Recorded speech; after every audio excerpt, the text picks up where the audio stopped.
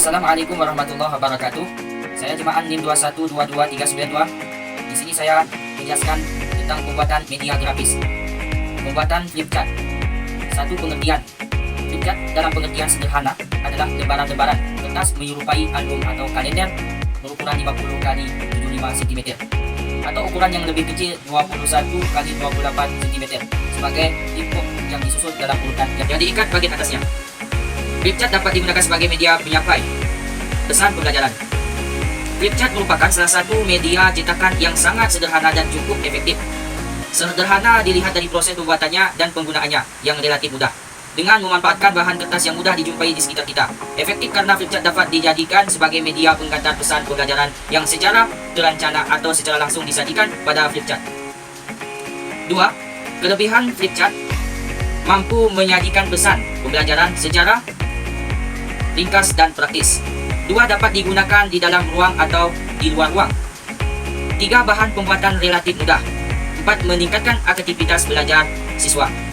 Cara mendesain flipchart: tentukan tujuan pembelajaran, menentukan bentuk flipchart, membuat ringkas materi dan merancang draft kasar atau sketsa, memilih warna yang sesuai, dan menentukan ukuran bentuk huruf yang sesuai.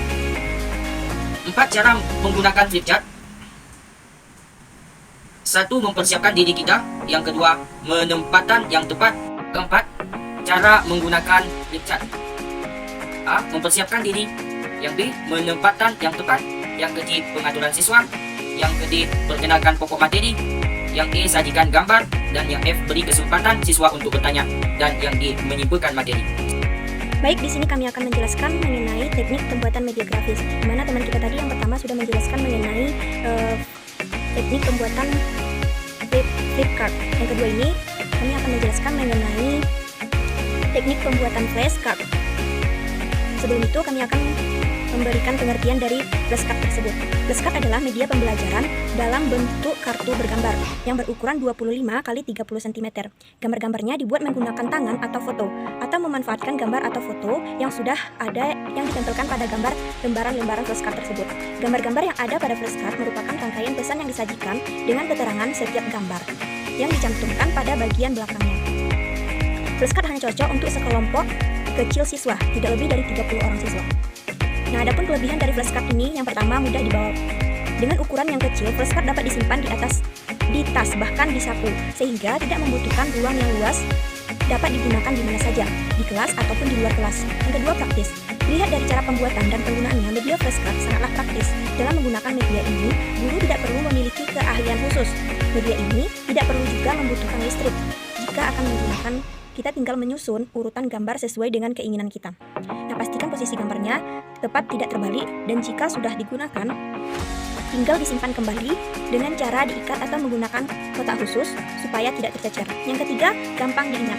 Karakteristik media flashcard adalah menyajikan pesan-pesan pendek pada setiap kartu yang disajikan. Nah, misalnya mengenal huruf, mengenal angka, mengenal nama-nama binatang, atau tata cara berwudu, dan sebagainya. Sajian pesan-pesan pendek ini akan memudahkan siswa untuk mengingat pesan tersebut. Kombinasi antara gambar dan teks cukup memudahkan siswa untuk mengenali konsep sesuatu. Untuk mengetahui nama sebuah benda dapat dibantu dengan gambar-gambar tersebut. Begitu juga sebaliknya. Untuk mengetahui apa wujud sebuah benda atau konsep dengan melihat huruf atau teks. Yang ketiga, menyenangkan. Media flashcard dalam penggunaannya bisa melalui permainan. Misalnya, siswa secara berlomba-lomba mencari satu benda atau nama tertentu dari flashcard yang disimpan secara acak. Dengan cara berlari, siswa berlomba untuk mencari sesuai perintah. Nah, selain mengasah kemampuan kognitif, juga melatih ketangkasan fisik dari seorang peserta didik tersebut.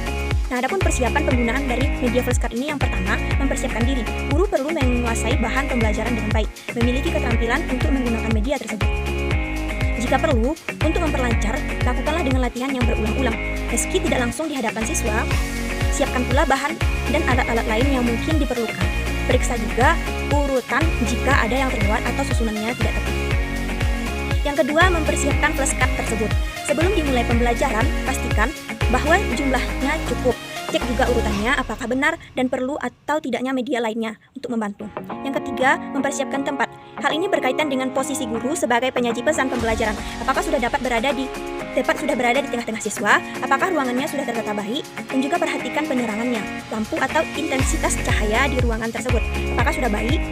Yang terpenting itu adalah semua siswa bisa dapat melihat isi first card dengan jelas dari semua arah. Yang keempat, mempersiapkan siswa.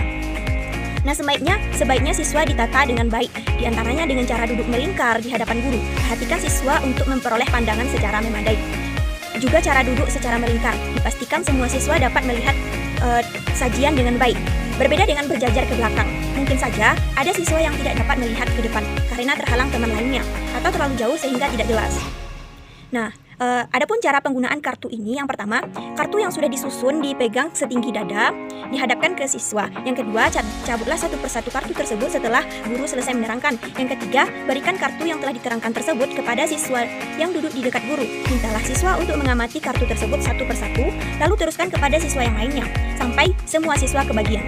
Yang keempat, jika sajian dengan cara permainan, letakkanlah kartu-kartu tersebut di dalam sebuah kotak secara acak dan tidak perlu disusun. Siapkan siswa akan berlomba, misalnya 3 orang, berdiri sejajar, kemudian guru memberikan perintah, misalnya mencari nama-nama rasul ulul azmi. Maka siswa berlari menghadapi kotak, menghampiri kotak tersebut untuk mengambil kartu yang bertuliskan nama-nama rasul ulul azmi tersebut. Nah, mungkin hanya itu yang dapat kami sampaikan mengenai teknik pembuatan media grafis tersebut. Baiklah, materi selanjutnya yaitu tentang flannel graph. Yang pertama, pengertian flannel graph. Flannel graph adalah media pembelajaran yang berupa guntingan-guntingan gambar atau tulisan, yang pada bagian belakangnya dilapisi amplas. Guntingan gambar tersebut ditempelkan pada papan yang dilapisi flanel berbulu seikat melekat. Ukuran papan flanel tersebut 50 x 75 cm, dipergunakan untuk pembelajaran kelompok kecil 30 orang. Yang kedua, kelebihan. Gambar-gambar yang dipindah-pindahkan dapat menarik perhatian siswa. Siswa dapat bergerak secara aktif untuk memindahkan objek gambar yang dipindahkan.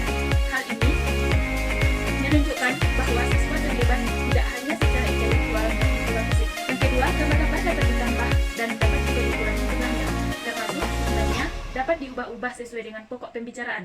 Selanjutnya, pembelajaran dapat disetting sesuai dengan kebutuhan, yaitu individual maupun secara kelompok. Dalam setting, kelompok siswa bekerja sama dalam menyelesaikan tugas yang diberikan guru, menyusun gambar atau objek tiga dimensi yang ditempelkan pada papan flanel. Selanjutnya, cara pembuatan. Siapkan papan yang berfungsi untuk menempelkan gambar-gambar.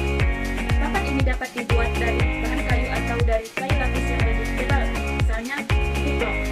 Pastikan ukuran papan tersebut kurang lebih 50 x 75 cm.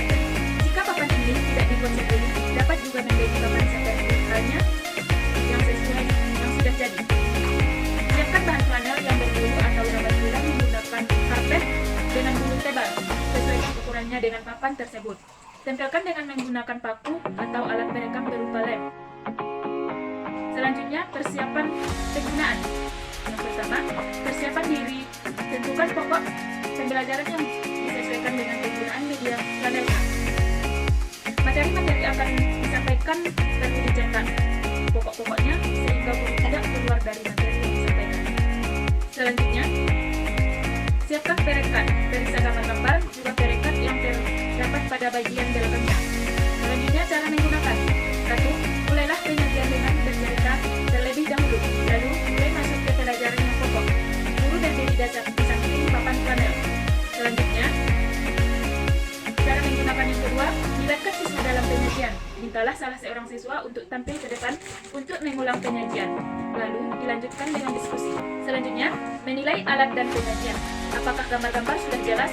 Apakah penyajiannya tampak menarik? Apakah dipahami isi pesan yang disampaikan? Di sini saya akan menjelaskan materi selanjutnya, yaitu mengenai media bulletin board. Adapun pengertian dari media bulletin board ini yaitu papan khusus yang digunakan untuk menunjukkan contoh-contoh pekerjaan baik itu berupa gambar, bahkan dan poster-poster yang berbentuk tiga dimensi kepada peserta didik.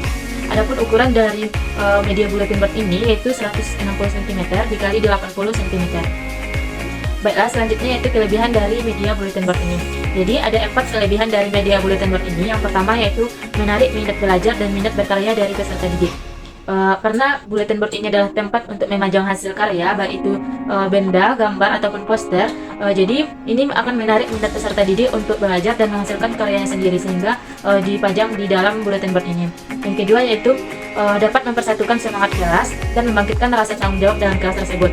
Karena papan bulletin board ini merupakan milik dalam satu kelas, sehingga ini akan menimbulkan rasa semangat dan tanggung jawab dalam satu kelas tersebut, karena harus menjaga dan memelihara dari bulletin board ini. Yang ketiga yaitu mendorong siswa untuk berkarya dan menciptakan produk, berinisiatif, serta memecahkan masalah. Jadi kelebihan dari bulletin board ini yaitu mendorong peserta didik untuk menghasilkan karya sesuatu, karena karya yang dihasilkan peserta didik akan dipajang di dalam bulletin board ini. Yang keempat yaitu sarana berkompetensi.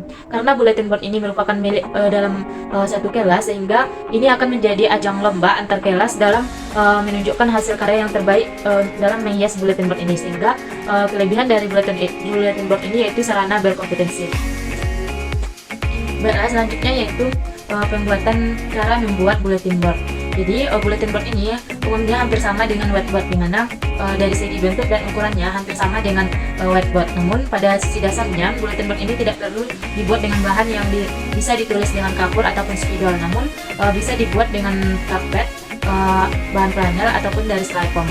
Kemudian untuk lebih menarik, bulletin board ini bisa dibuat dengan berwarna-warni, dan ujungnya ini dibuat dengan dipakaikan bingkai agar terlihat lebih rapi dan lebih menarik.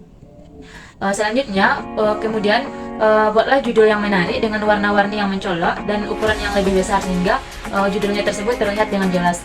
Selanjutnya, setelah judulnya dibuat, lalu kumpulkan bahan-bahan baik itu berupa gambar, bagan, poster, buku, dan selainnya. Kemudian siapkan lem, paku payung, gunting untuk menempelkan gambar-gambar tersebut. Lalu tempelkan bulletin board ini sesuai dengan fungsinya, dan letakkan bulletin board ini di tempat yang dapat dilihat dari berbagai arah, baik itu di dalam kelas maupun di luar kelas. Itulah cara-cara dalam membuat bulletin board. Jadi